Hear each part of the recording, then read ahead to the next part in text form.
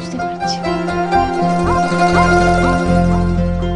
আমি জানি যে তুমি কারোর ওপর নির্ভর করতে চাও, আমার ওপর তো নয়। বিশ্বাস করো, আমিও চাই না যে তুমি কারোর ওপর নির্ভর করো, কিন্তু তার জন্য তো তোমাকে লড়াইটা করতে হবে। তুমি আমাকে যতই খারাপ কথা বলো না কেন, তোমার থেকে আমি কোনোদিনও দূরে যাব না, এক মুহূর্তের জন্য। তাতে তোমার মনে হতে পারে যে আমি তোমার উপর দয়া করছি, করুণা দেখাচ্ছি, এটা আমার মাহাত্ম্য। একবার ভেবে দেখো তো অনুভব, এই করুণা, এই সিম্প্যাথি, এটা তো কোনো না কোনো সময় হেরে যায়। যেটা হেরে যায় না সেটা হলো ভালোবাসা। অনুভব, যখনই আমার মনে হয় আমার কি করা উচিত, ঠিক তখনই আমি ভাবি যে যদি আমার জায়গায় তুমি থাকতে তাহলে তুমি কি করতে। উত্তরটা পেয়ে যাই আর কি করা উচিত। ডাক্তারবাবু, আমাকে যতই কটু কথা শোনাও না কেন, তোমাকে ছেড়ে আমি কোথাও যাচ্ছি না, কোথাও না।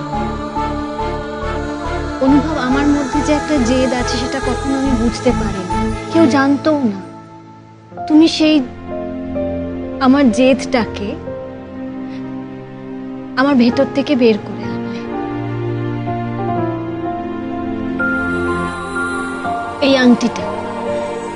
এই আংটিটা তুমি একদিন আমাকে ভালোবেসে পরিয়েছিলে। এর মূল্য আমার জীবনের থেকে অনেক বেশি। অনুভব, এর সাথে জড়িয়ে থাকা প্রমিসগুলো আমি কোনোদিনও ভুলবো না, কোনোদিনও না। এই যে আমার স্মৃতিতে সিঁদুর, এটাও একদিন তুমি আমাকে ভালোবেসে পড়াবে। আমার কথা মিলেনি?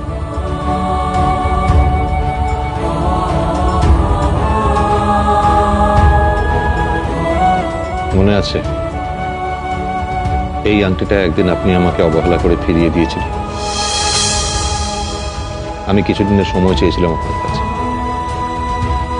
তখন আপনি একবারও জিজ্ঞেস করেননি আমি সময়টা কেন চেয়েছিলাম। আমাকে অন্য একজনের দিকে ঠেলে দিয়েছিলেন। তখন কোথায় ছিল আপনার এই জেদ, আপনার এই রাগ? তখন দেখাননি কেন নিজের এই জেদ? তাহলে হয়তো আজকের এই দিনটাই আসতো না।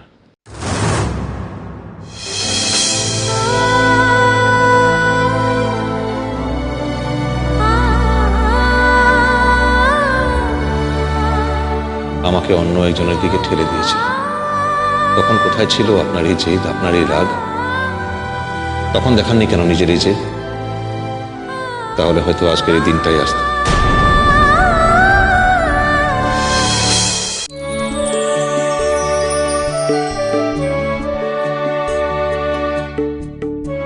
শক্তি দাও ঠাকুর, ওর মনে জোর দাও, যাতে ও সব সময় মনে মনে ভাবে যে ও একদম ঠিক হয়ে যাবে। ওর মধ্যে সেই ইচ্ছেটা জাগাও। দয়া করো প্রভু, দয়া করো।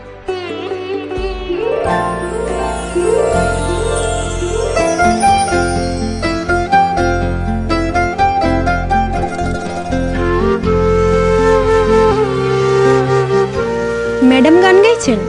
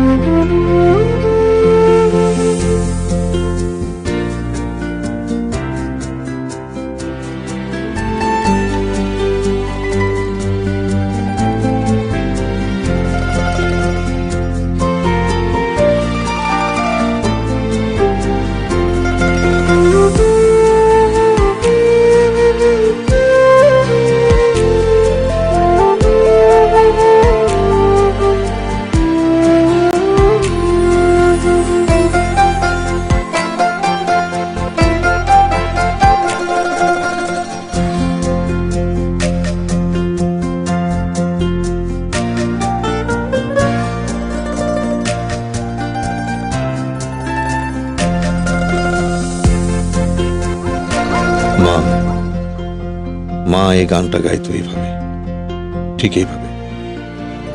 কতদিন পরে শুনলাম।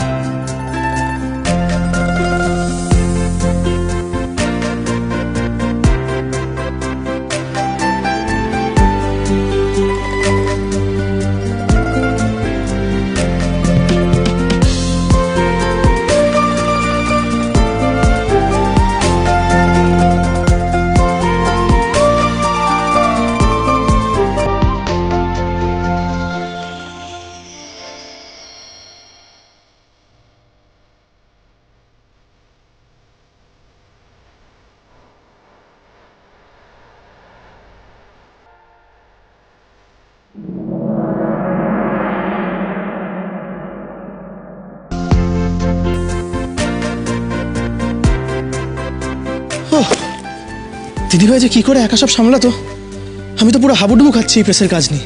আরে বাবা, তুমি চিন্তা করছো কেন? তুমিও শিখে যাবে। আর দিদিভাই তো বলেছে দিদিভাই কদিন বাদেই জয়েন করবে। আচ্ছা, তোমার মনে হয় অনুভবটা ঠিক হয়ে যাবে? দিদিভাই যখন দায়িত্ব নিয়েছে, অনুভবটা নিশ্চয়ই ঠিক হয়ে যাবে। এই দেখো, দিদিভাইয়ের কথা বলতে বলতে দিদিভাই ফোন করেছে। আচ্ছা ঠিক আছে, তুমি কথা বলো, আমি ফ্রেশ হয়নি। ঠিক আছে। হ্যালো দিদিভাই, বলো। বলছি ওখানে সব ঠিক আছে তো? হ্যাঁ রে, আমি ঠিক আছি। তোরা সবাই ভালো তো? শোন না, আমার একটা হেল্প লাগবে। হ্যাঁ বলো না। আসলে আমি না একটা জিনিস শিখতে চাই, তুই প্লিজ আমাকে একটু হেল্প করবি?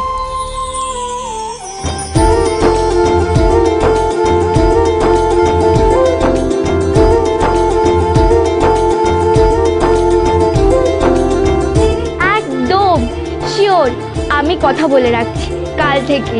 Thank you.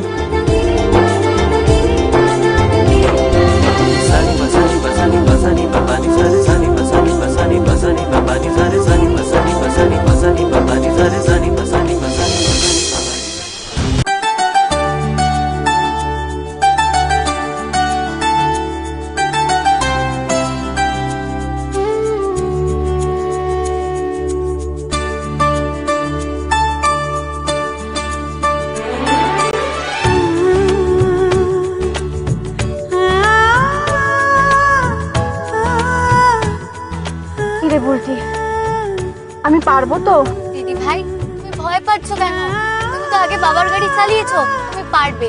হ্যাঁ চালিয়েছিলাম, সে তো অনেকদিন আগে বাবা শিখিয়েছিল। আর আমি যখন চালাতাম তখন বাবা পাশে বসে থাকতো। এ তো সব সিস্টেম বদলে গেছে। এই গাড়ি তো আগে চালাইনি, ব্রেক অ্যাক্সিলারেটর সব গুলিয়ে যাচ্ছে। ও প্রথম প্রথম সবারই একটু একটু গুলিয়ে যায়। তুমি ভেবো না, তুমি পারবে। চালাও চালাও, তুমি পারবে।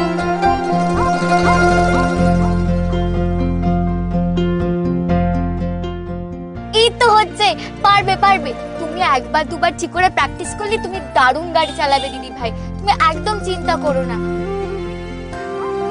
জানো তো দিদি ভাই, আমার না কিরকম অ্যাডভেঞ্চারের মতো মনে হচ্ছে। তোমার ভাই শুনলে না ভীষণ হিংসা করবে আমাকে।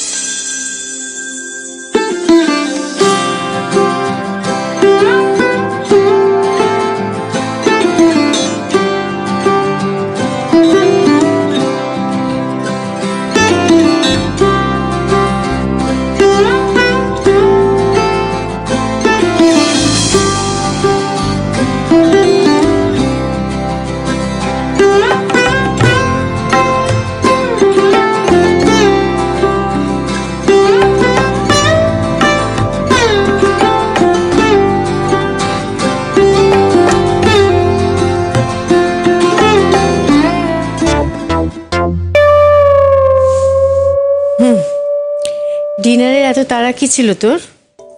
আনন্দী এলে একসঙ্গে বসতে পারতিস। এ আবার কি কথা? এতগুলো বছর আমি আনন্দীর সঙ্গে ডিনার করেছি নাকি? না, আনন্দী আমার সঙ্গে ডিনার করেছে। এতগুলো বছর কি করেছিস না করেছিস সেটা ভেবে তো এখন আর কোনো লাভ নেই। তখন আর এখনের মধ্যে অনেক ফারাক আছে। হ্যাঁ, ফারাক তো আছেই। তখন ডক্টর অনুভব মৈত্র নিজের পায়ে হাঁটাচলা করতো, আর এখন হুইল চেয়ারে বসে বসে তার দিন কাটে। না, এটা ছাড়াও অনেক ফারাক আছে, সেটা তুই জানিস অথচ বলছিস না, সেটা কিন্তু আমি জানি। সেটা হলো ডক্টর অনুভব মৈত্র আগে ছিল সিঙ্গেল, এখন বিবাহিত। হ্যাঁ, বিবাহিত। এটাকে কি আর বিয়ে বলে? আগেকার দিনের ছোট ছোট ছেলে মেয়েগুলোকে ধরে বিয়ে দিয়ে দিত, তারা কিছু বুঝতেও পারতো না, তাদের কিছু করারও থাকতো না। আর বড়রা তাদের বিয়ে দিয়ে নিজেদের পুতুল খেলার শখ মেটাতো। যেমন তোমরা আমাকে জোর করে বিয়ে দিয়ে নিজের পুতুল খেলার শখ মিটিয়েছো। বোকার মতো কথা বলিস না অনুভব। আচ্ছা, তুই কেন বুঝতে পারিস না? তুই যতবার এই ধরনের কথাগুলো বলিস ততবার তুই আনন্দীকে অপমান করিস, ওর ভালোবাসাকে অপমান করিস। Sister, sister, yes sir. পেশেন্টকে সময় মতো খাবার দেওয়া আপনার কাজ নয়। না মানে স্যার, আমি ভেবেছিলাম। আপনি ভেবেছিলেন? আপনাকে এখানে ভাবার জন্য রাখা হয়েছে নাকি কাজের জন্য রাখা হয়েছে? আচ্ছা, ও বেচারির উপর কেন চেঁচামেচি করছিস তুই? আমি দেখছি। চলো চলো।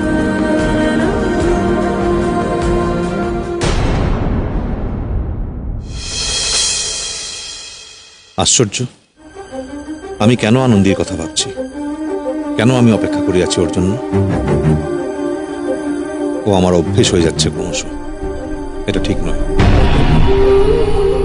সেই সকাল সকাল বেরোলো প্রেসে যাচ্ছি বলে। ভালো, প্রেসের কাজে মন দেওয়া দরকার। আমার কথার কিছুটা হলো এফেক্ট হয়েছে।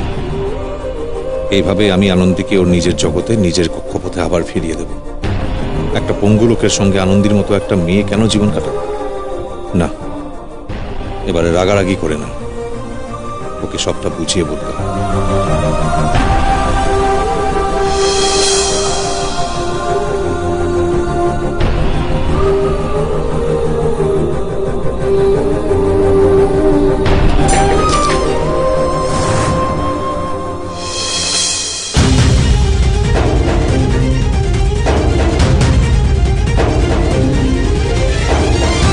পারবে, তুমি পারবে অনুভব, নিশ্চয়ই পারবে। অ্যাটলিস্ট তুমি চেষ্টা করছো। আমাকে শুধু নজর রাখতে হবে যাতে তুমি পড়ে না যাও।